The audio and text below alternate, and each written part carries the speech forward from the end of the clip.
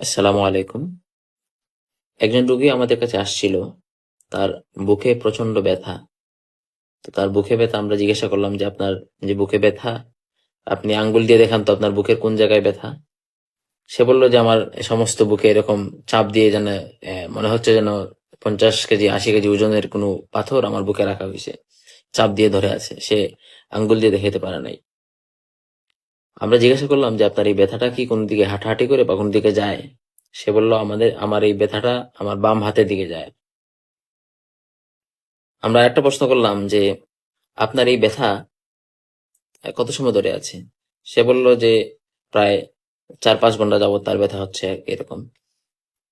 আমরা জিজ্ঞাসা করলাম, "আপনি কি বমি হইছে বা বমির ভাব হচ্ছে?"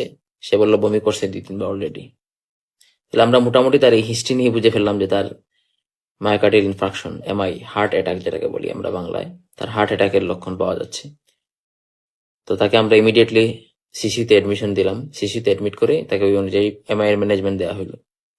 এখন আপনাদের যদি বাসায় বা বাড়িতে এরকম কারো যদি সেন্ট্রাল চেস্ট পেইন বা বুকে প্রচন্ড ব্যথা, ব্যথাটা তার হাতের দিকে যাচ্ছে বা আপনার চোয়ালের দিকে যাচ্ছে, বমি হচ্ছে, এরকম যদি হয়, পেশেন্ট সোয়েটিং বা ঘামতেছে, এরকম যদি হয়, সেক্ষেত্রে আপনারা যদি ব্যথা মনে করে তাকে ব্যথার ওষুধ খাওয়ান, সেক্ষেত্রে পেশেন্টের কিন্তু হার্ট অ্যাটাক হয়ে সে মারা যাবে আলটিমেটলি। এটা একটা মেডিকেল ইমার্জেন্সি।